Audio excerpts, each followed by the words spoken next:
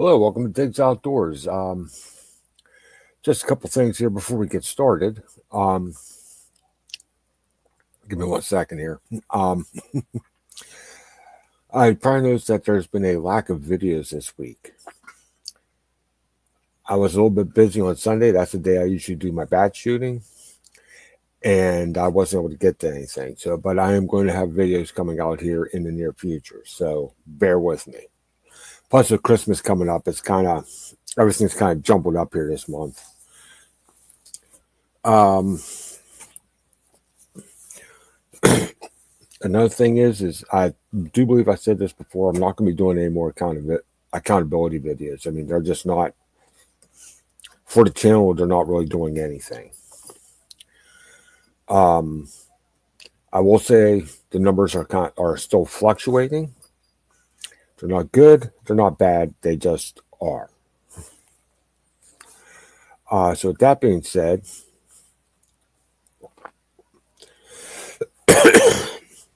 sorry, we're going to get into this here. And what to do when the weather is bad? Go lay down. Go lay down. You're done. Go lay down. Hey, go lay down. Give me 1 second. My dog's begging at me here.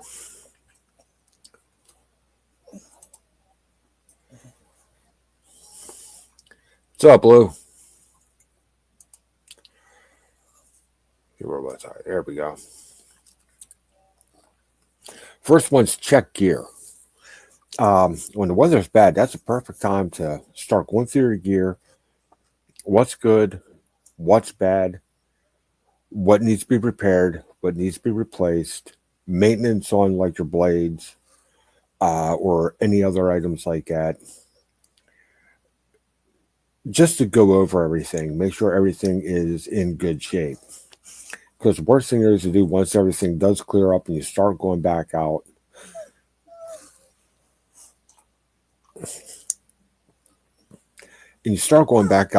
quit it. I love you too, but geez, when everything is back up to normal, you can get back out and start doing your thing again, whether you're fishing or you're hiking or you're doing bushcraft or what have you. Is to have something fail on you that could have been prevented. Um, Never really had that happen to me. Come close a couple times, had to jury rig a couple things, but nothing ever completely failed. But I kind of learned through that.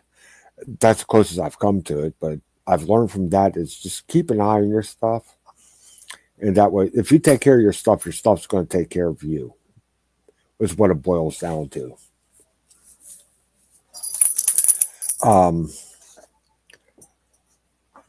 like with your blades, make sure whatever blades you carry, make sure they're sharp. At least drop them. Give them a good Give them a good skim of oil. Wipe them down oil. Make sure that's all good. And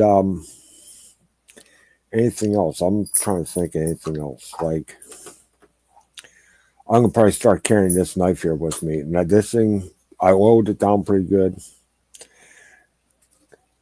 Sharp. The thing's as sharp as a razor already. I didn't sharpen it yet, but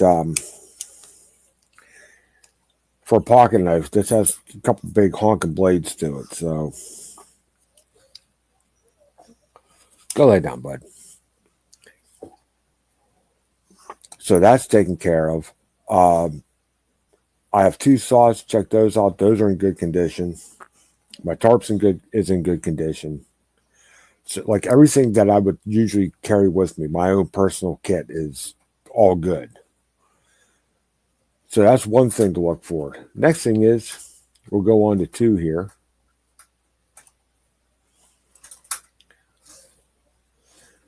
Plan trips. This is also a perfect time, like, okay, you want to go someplace.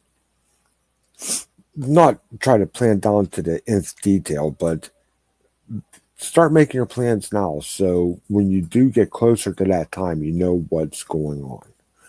Um, Like I've been working on trying to get down. It's a local park, but trying to get down to Brush Creek Park to do a 5 mile hike or a 5 mile day hike, basically.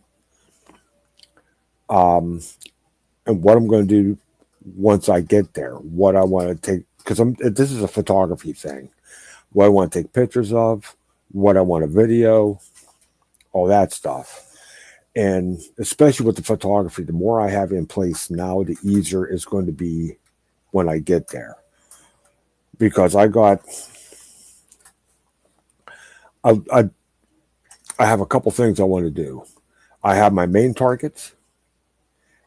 I'm going to have secondary targets while I'm out there, and then I'll have targets of opportunity. What my main targets are things that I've seen on the map that I definitely want to get pictures of.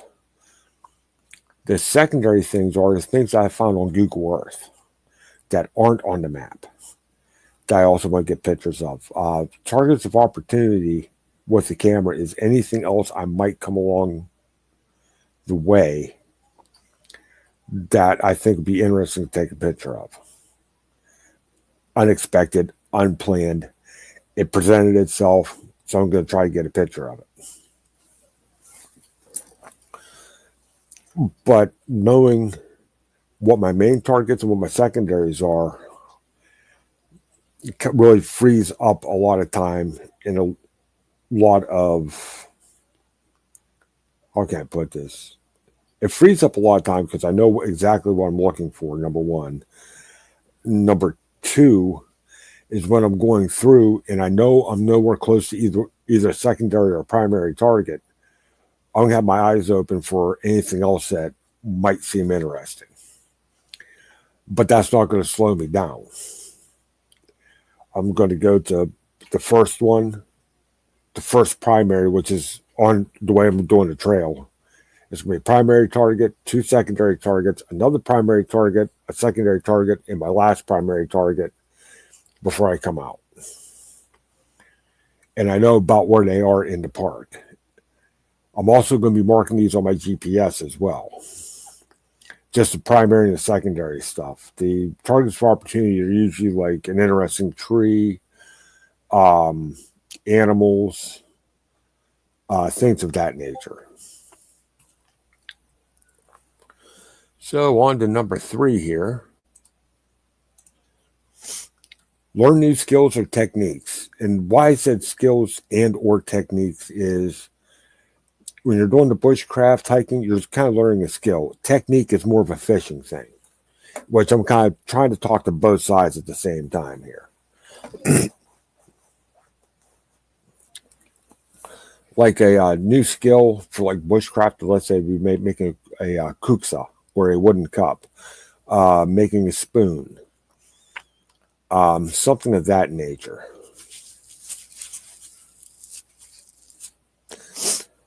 Or how to make a better shelter out of your tarp or something along that line. Techniques, which would be, as I said, that how I differentiate. Technique would be more of a fishing thing. Maybe learn how to use an Alabama rake or learn how to use a Ned head. Get more proficient with a bait caster, which I still fall short on, but I'm getting better at it. Things like that. Things that will help you catch more fish as you move forward. And with the weather being bad, it's not exactly easy to do that, but it can be done. The skills with the bushcraft, you can probably do that right in your basement or in your garage. Or if the weather's decent, even though we don't have a lot of light right now, if the weather's decent, you may be able to just go outside and do it.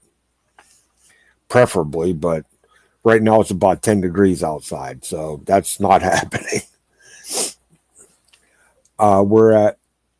So these are things you could probably learn inside. Knot tying is another one for skills.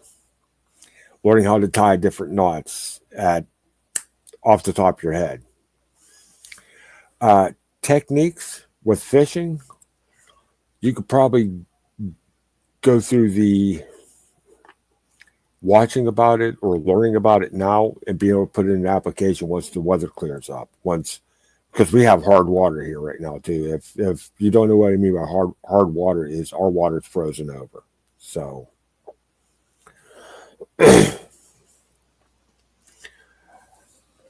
so that's something you could do, something you can learn, something you can do. Water weather's bad,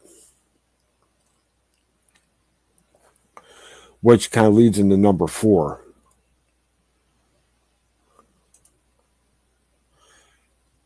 Practice what you can. And what I mean by that is, again, like I said, with the knot tying or anything else like that on the bushcraft or the out hiking woodsman type of deal, you can do that just sitting in your living room, literally. Lay down, lay down. Whereas, as I said, with fishing, where you have to cast, a little bit different to practice, but still, you can still learn about it. But the more proficient you are with some skills, even before you hit the woods, for you hikers and you bushcrafters, the more proficient you're going to be in the field. Well, that's how can I put this? The more you practice now, the better you'll be later, basically. So that could take many different forms, whether it's like knot tying, um, firecraft, which I'm going to have a video on that. There's a way to practice using a ferro rod at home where you don't have to go out into the woods every time you want to use it. There is a way to practice using that at home right off your back porch. Um, Knife skills. That's another one you could do at home. I wouldn't recommend it doing it in your living room, but if you have a basement, you have a workshop or something like that, someplace where you could practice. Which leads me to number 5. And this is one I'm guilty of because I don't do it and I should start, is working out. Um, 5 miles doesn't sound like a lot, like for hiking. It doesn't sound like a lot if you're just walking. There's a lot of people I know who walk and run 10 miles a day. Don't think twice about it. Now, do it with about 10 to 25 pounds of gear hanging off your back, or for you kayak fishermen, 5 miles with a loaded kayak, and you're going to know you done something. I've done that a couple times too, and trust me, my shoulders were screaming at the end of it. Would I do it again? Hell yeah, I'd do it again. But I tell you what, my shoulders were screaming by the time I got back. That was in my old kayak, which is a pedal, not pedal, but a paddle. I have a pedal drive now, which it's going to be a little bit easier on me, but still, it's 5 miles with a loaded kayak. It weighs more than what my last one did with the same gear on it. So, working out though, once you start developing those muscles, it's going to make that outdoor adventure, whether it be fishing or hiking or bushcraft or whatever it is, going to make it a lot easier on yourself. You're not going to need as much recovery time. I know there's a lot of people say, "Well, I'm just sitting in a kayak, or I'm on a bass boat." You'll be surprised. Um, Especially like if you're on a boat, like on a bass boat, and you're standing on the front bow. And I never really thought about it till I'd done it a couple times. Is the stronger you get your core, the less your back's going to hurt after standing on that boat all day. The first I've only done it a couple times, but both times that I've done that, standing on, I was out in the back of the boat, but standing on the back of the boat, my back was killing me by the end of the day. Um, Getting those sea legs underneath you and getting that core so you can kind of move with the boat and not and not try to fight it is going to pay dividends in the long run, because it took me a couple, 2, 3 days for my back to settle down. And I don't have the greatest back to begin with. So, but something to think about. Working out can pay dividends on down the line, especially like for you guys with the pedal drive kayaks, or if you still have a paddle kayak, you're going to need less time to recuperate after you do something. I think I pretty much beat that one into the ground. So let's go on to the next one, which is restock. This is more for you fishermen. Go through your soft plastics. Go through your lures. Go through your soft plastics. Go through your terminal hardware. What are you short on? Now's the time to restock instead of waiting until fishing season to come up. Restock now, especially if you do. Well, I probably don't even have to say this to anybody's fishing tournament day, because they probably already did that, if not restocked as they went. But again, when you go through your gear, you're going to find out what you're low on, and restock that, get that back up to snuff, because everybody kind of has a set list of what they want to go out on the water with. So many of this, so many of that, so many of the other things. So get that up to snuff.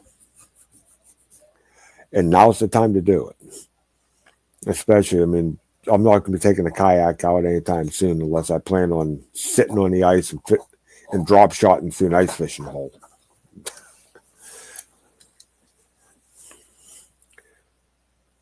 Which also brings us to this: new gear and upgrades. And this is for both sides of the equation now. Especially like hiking boots.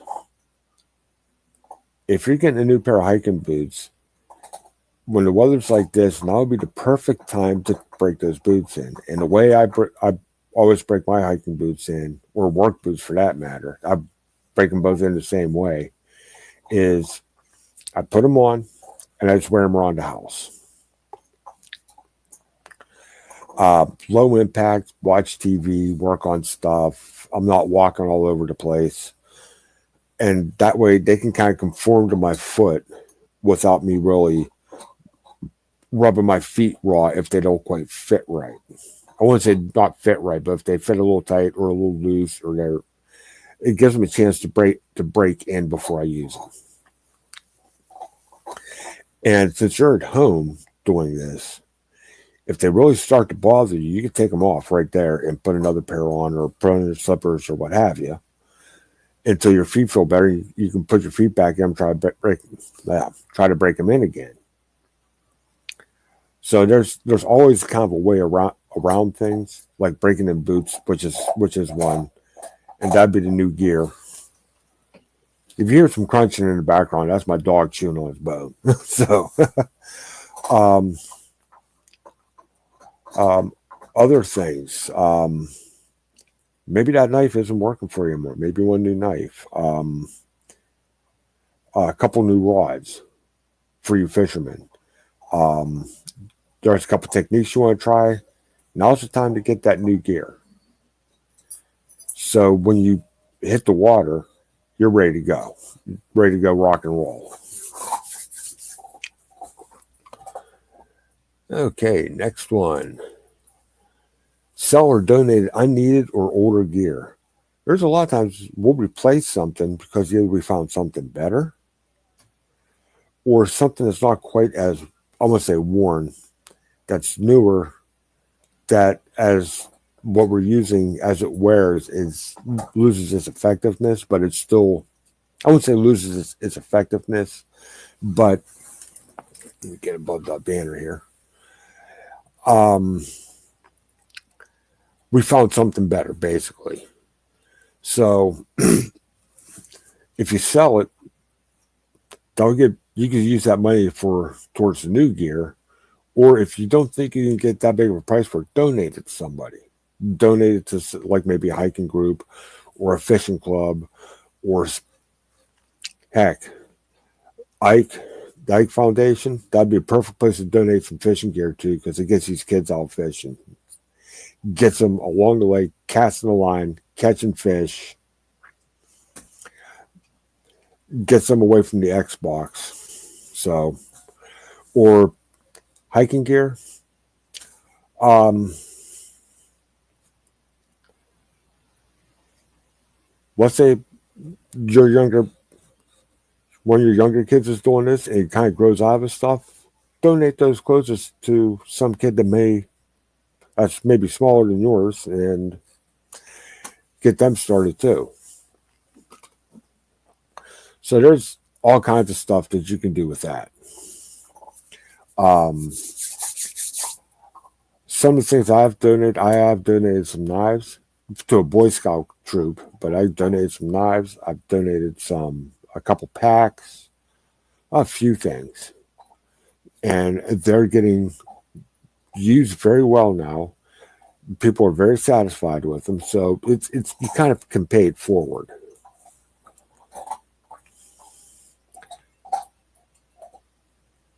Okay, I only have 10 of these, so we're on to 9. Make connections.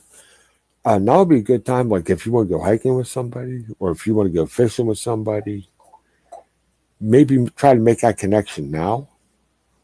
And going back to like part two of this, or the second point I made, this make it planning trips.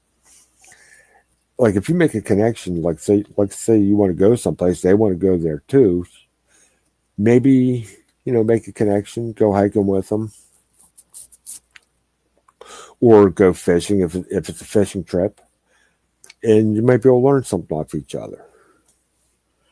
Um, a lot of people do this. Um, Two people end up fishing the same body of water. They usually go different times, but they talk and they fish around the same area. You go there, you kind of learn if you meet them and you go to that same body of water, you kind of learn the techniques that they use, and they can kind of learn the techniques that you use, and hopefully both of you become better bass fishermen because of it. Because now you have a couple more tools for your arsenal both ways. Um, with the hiking side of it, they may know something about an area that you go into that you don't, or vice versa. You may know something that they don't. So you may be able to show each other something different along that trail, or in that park, or in that piece of woods that either side, one side or the other, didn't know existed, or never really thought too much about it until you explained it to them or they explained it to you. Like there's a lot of ruins in some of our parks here, and what I mean by ruins, not like a 1950s house or something. We're talking like house foundations from 1700s. Somebody may know the history behind that more than you do. And there's like a Native American artifact that's in one of our state game lands here that I know a good. I don't know what tribe had it, but I know what it was used for, what each one of those mortars were for, and I've taught some people that. Actually, talked to an archaeologist that thought it was actually somebody made a bird bath. I'm like, well, I know where the house is at, and that's not possible. Okay, so I kind of got him thinking along the way I am, way I do about it anyway. So that's how that can come about. And the last one I have is start a club. This is one we've kind of been bouncing around work a little bit. Um, a couple of us were thinking about starting our own local kayak fishing club. Uh, had a couple bodies of water in mind, um, and a couple tournaments in mind. Like we have one river that we want to use for a tournament, a couple local lakes, and plus we're looking outside of our local area in the state. I wouldn't say our local area, but outside our quick sphere of influence, if you can call it that, to have tournaments. But the one thing with ours over most fishing clubs is, yes, we want to have a fishing club, but we also want to use it as an outreach program. Um, a couple guys that want to that were thinking about helping me with it. They, I wouldn't say disadvantaged, but they're urban. Um, one lives in one town, one lives in the other town. They're both very local to me, and they want to use it for an outreach for their community to get a lot of these kids off the streets and into fishing. Which again, that's where donate unneeded or order gear and a lot of this other stuff can come into play, making connections, all this other stuff. So it all can kind of culminate in that starting of a club. Hiking is another one. Hiking, um, bushcraft, what have you. I mean, if there's some kind of outdoor activity, you can probably start a club around it, to be honest. So that was my main thing about starting a club. I don't want to just start a club and just have, okay, we're fishing and that's it. If we can start a club, yes, it is a fishing club, but if we can make a difference in the community, I think I'll make all the difference in the world. And plus, it'll help people out. That's one thing I see a lot of clubs, I wouldn't necessarily say falling short on, but I don't think enough think about doing it. They'll have a charity, I wouldn't say a charity, but they'll have a charity that they kind of go through like once a year. But if you have something that lasts the entire year that shows dividends, I think you'll have a stronger base. Maybe that's just me. Maybe that's wishful thinking. But that's the idea I came up with when I first brought it up, anyway. And for those, that's about all I got right now. Um, so I got about 30 minutes to figure something out and go from there.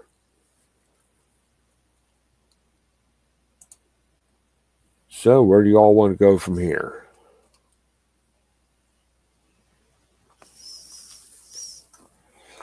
I was starting to listen to 10 things that kind of grind my gears or I'm not happy about but I'm going to save that for video because I can rifle through those things real quick too. Plus, I left my notes for those back in the Jeep, and it'll take me a little bit to go back and get them. So, what is going on with me for right now? At this point, um, I am going to get back into shooting videos here fairly soon. Hopefully, tomorrow night or tomorrow after work. Hoping to get a couple done, even if I have to shoot them inside because of the weather. Um, and it's not because I'm afraid of the weather. Is my camera equipment? My microphones ain't the greatest, and anytime the wind blows or my tripod for my GoPro moves, you hear it. And it is. I'm trying to keep that from happening too much. So there's a couple things I'm trying with that. But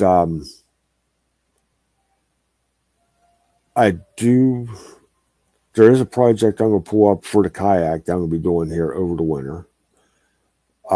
Finishing that up. And there is a couple bushcraft / outdoorsmanship, woodsmanship, whatever you want to call it this week, that I want to do that may tie into the fishing as well. I brought something up. Lay down. I brought something up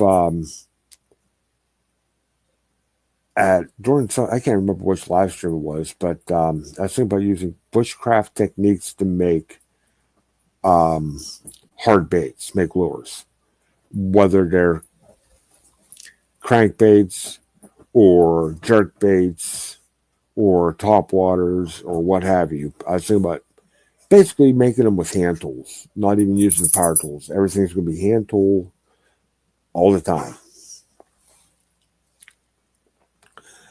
Just an idea. I'm not saying it's the greatest idea, but just an idea because I see everybody using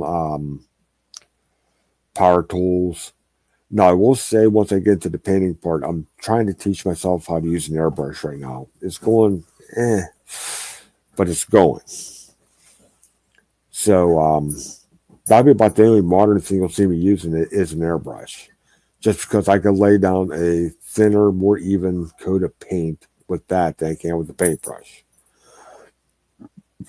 And plus, I can blend a lot better with that as well.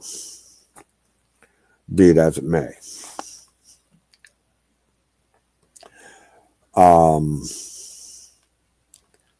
Trying to think what else here. There are some things after Christmas I'm going to be getting that I'm probably going to be getting into as well when it comes to bushcraft. Is I do want to try making spoons. I do have a Sloyd knife here. I do have a hook knife here. Um, Along with that, I'd like to do kuksas and some ladles, which I'm going to need something a little bit deeper. So I'm probably going to be getting a scoop gouge, and if I think I could swing it, a bowl adze or a crafting adze. Um, if you know what an adze is, it kind of looks like you can get them from like a two-handed version that they would use to put a flat on a log to a smaller one hand, but the handle comes up and the blade comes out like this. And the blade, if you're looking straight on the blade, it's like that. Well, bowl adze is cupped, so when you go down into the wood, it pops out a chunk. Instead of making a flat cut, it's a curved cut, and the blade's shaped that once it hits that wood, the blade's actually going to push it down, then back out. So you're actually literally scooping out chunks of wood. And if you're having that, once you get the technique down, you can do bowl like that. Same thing with the scoop gouge.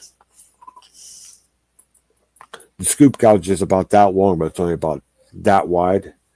And the blade's like this, and you could actually work it down into an area and actually make your kuksas, your ladles, things where you actually need to make a hollow with a rounded bottom. And I also want to try to make a scorp. I was actually going to try to make my own scorp, seen a couple different ways to make one from an old wrench. So that'd be another project I may be looking into doing as well. Which I have to look through my tools. I think I may have a couple old wrenches, even though I don't want to sacrifice one. See what I have there. If I don't have anything that I feel comfortable doing, I will literally go out and buy a cheap wrench and do this. So,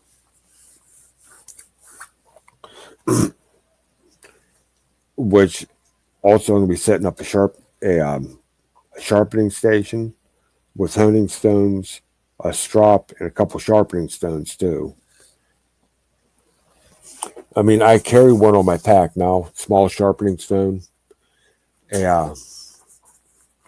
It's a puck. Since I get it out here, come here, you little bastard. There we go. Which I got a coarse side, which is here, and a medium side.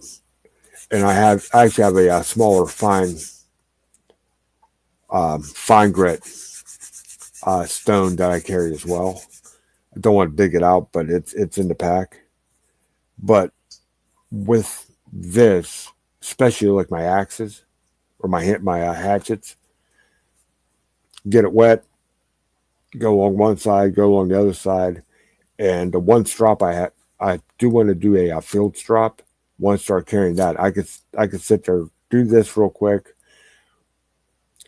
run the pen hone over it, just enough to knock everything down, then hit it with the strop, and it's good to go.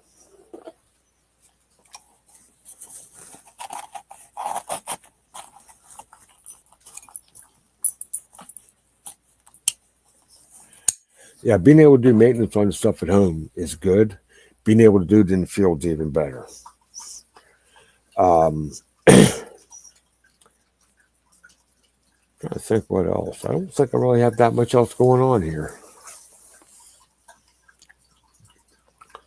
So, where to go from here, right?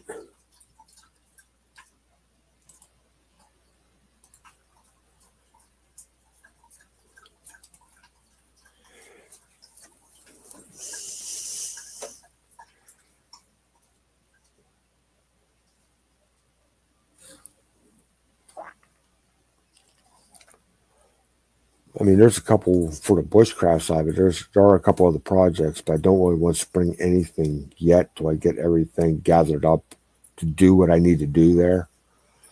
A couple things I want to make.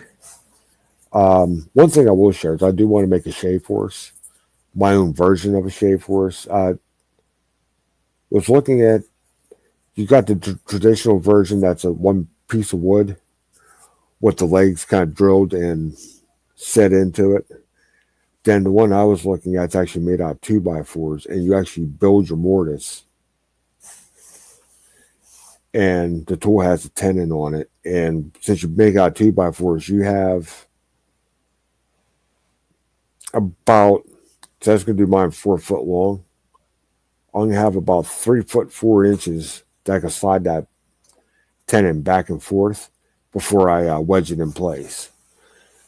And I was going to put the traditional shave horse head on it, um, a stitching pony, a spoon mule, and a couple other things. So it's actually going to be like a multi-tool. I could take one tool off, put another tool on, and keep working. So I think that would be an interesting project whenever I can get that done. But that's something that's not going to be coming till well into when the weather gets better outside, because I have to work outside to do this. So, but I got the plans kind of drawn up for the shave horse itself. Once I get into the tool making, that's going to be a whole other ball of wax, and I have to kind of like re-engineer. I wouldn't say re-engineer, but engineer everything to work with my style of shave horse, which shouldn't be too hard. Along with that, also, I want mine to be able to, I could be able to take mine down, like take the legs off it, or at least take a leg off of it, and then pack it in the back of the Jeep, take it someplace, take it back out, put it back together without elongating the holes. So I'm thinking about using some pipe where the bolts go through. Not really big, heavy pipe, but pipe thick enough that once I get the holes drilled, I can run the pipe through there. And when I tighten down the bolt, it's going to tighten down to that pipe. So I'm not elongating. The bolt's going to ride in the pipe, and the pipe's going to keep the bolt from elongating the holes, if that makes sense. Because the pipe's going to be solidly in there, where the bolt kind of needs some room to float in the wood, if you know what I mean. So if you take that float out, or as much as you can, that float out, and where it is floating is inside of metal, you're not going to hurt the wood at all. Basically making inserts for it.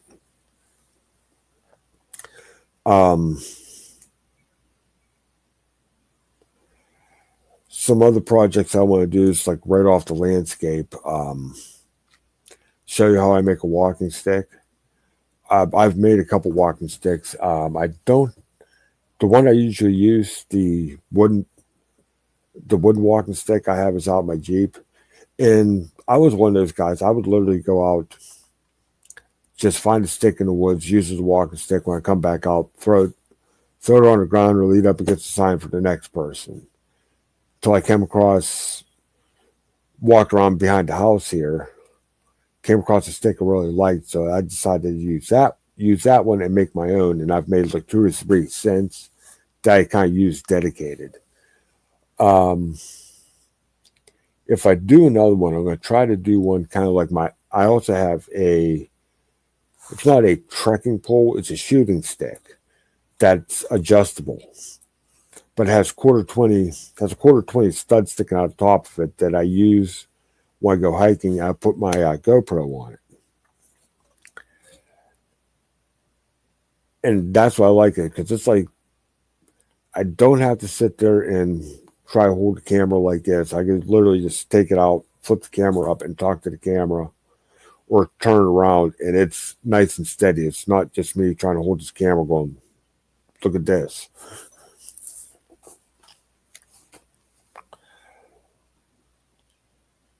So there's a couple ideas there. I know I'm kind of rambling here. That's my whole talking points went a lot faster than what I thought they would. So I'm trying to come up with stuff off the top of my head right now.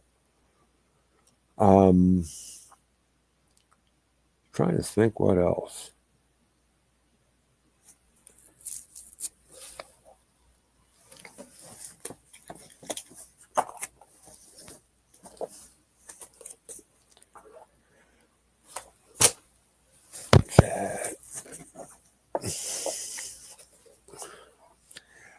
One thing I will say is if you're just getting into bushcraft, I've been talking about that bushcraft on a budget.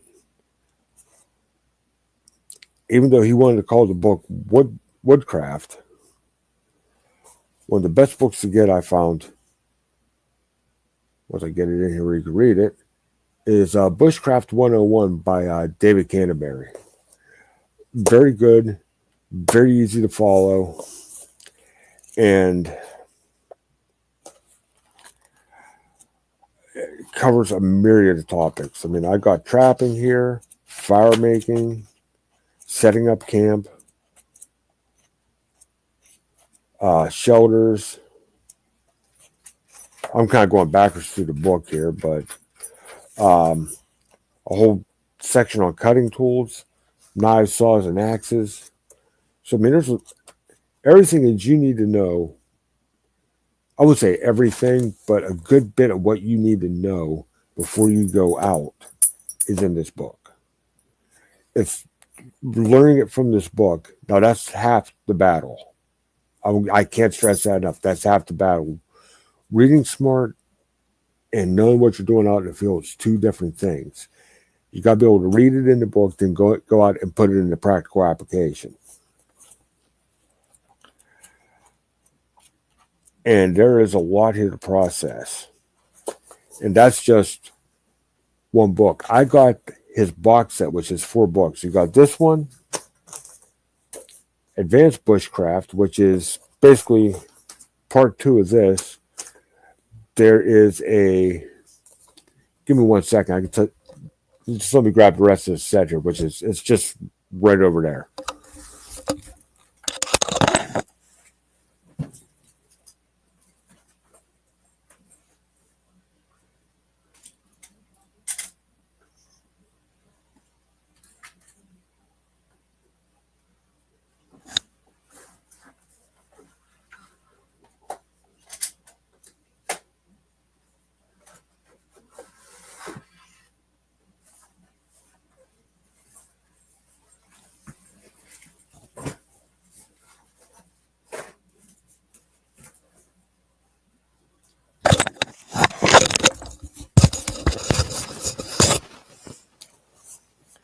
Okay, there's the Bushville Guide to uh, Trapping, Gathering, and Cooking in the Wild.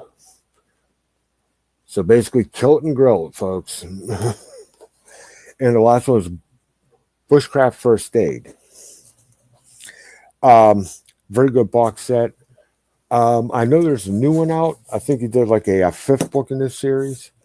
That may be part of a box set now too. I'm not sure. But if you go to Self-Reliance Outfitters and look in their stores, you could probably find these. I'm not affiliated with them. I just believe in their product. Um, with that being said, though, also another one to look at is if you watch other channels, go to Corporal's Corner. He does the survival mastery. Also, he's a lot of knowledge, very well respected within the community. He can teach you a ton as well. So you got a couple different options. A third one would be the Practical Woodsman. He's another one. He knows a good bit. You can learn a lot from him. Those are three guys that I watch. Now I take each one of them with a grain of salt, which is there's nothing wrong with that. Um, it's kind of like you have to watch a bunch of different stuff to figure out what style suits you. And I'm kind of I won't say on the fence, but I kind of have my own style that I kind of go by, but it draws off of a lot of different things that I've seen and that I've practiced. So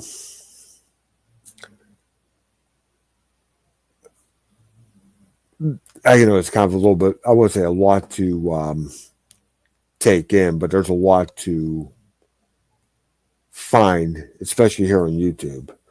Um, but the one thing I'll warn you on YouTube is whoever you watch, make sure they are reputable. They know what they're talking about.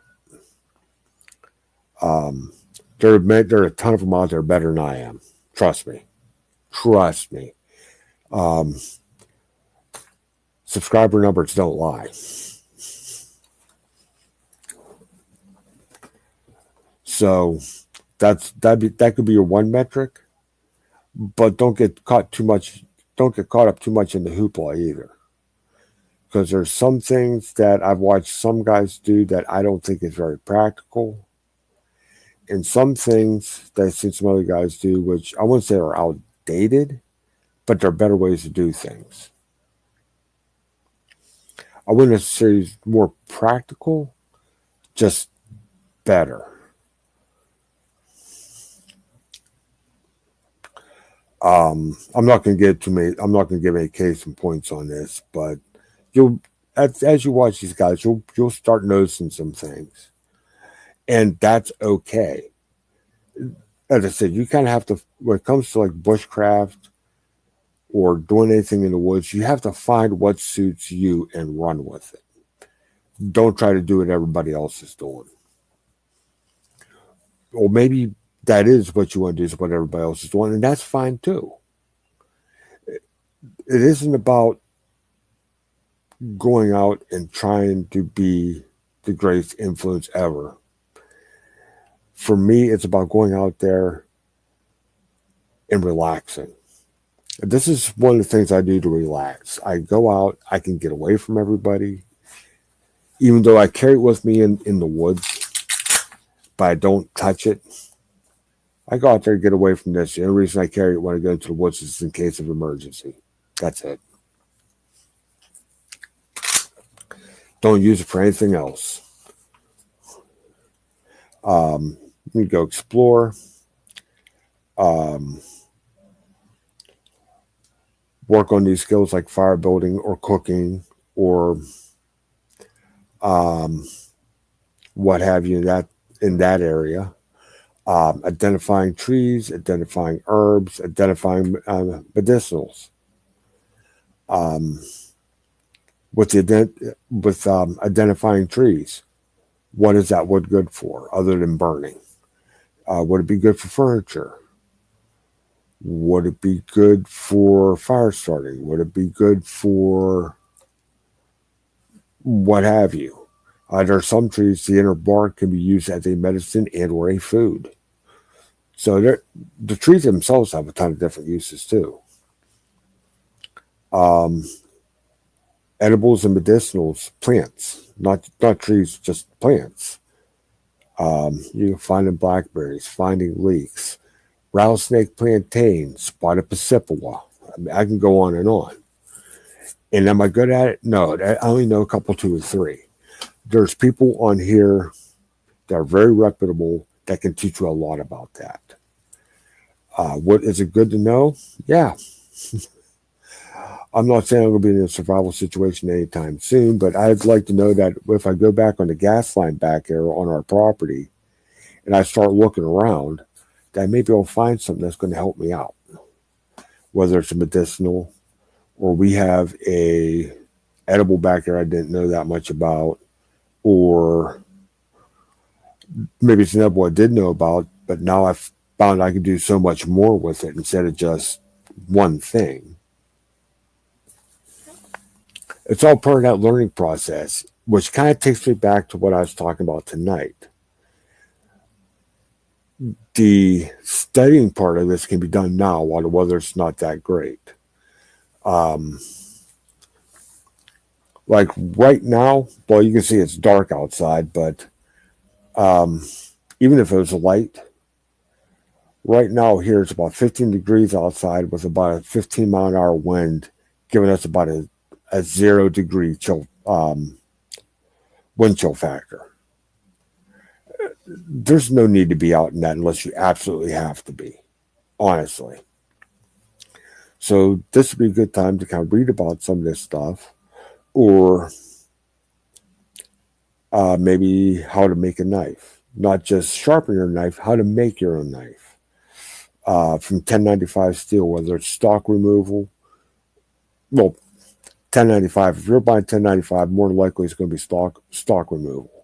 What I mean by that is grinding in the shape, grinding on the bevel, but when to do what, which is, I'm still a little unclear on that myself. But how to anneal it, how to shape it, how to put the bevel on it, and what steps you should take to temper it and sharpen it, put your handle scales on it from beginning to end, and to polish it from beginning to end. That'll be a good time to learn about it. And heck, if you have a place indoors to do it, like a workshop or something, um, and you know how to set up a forge real quick, there you go. Because that's the main thing I'm missing is a forge.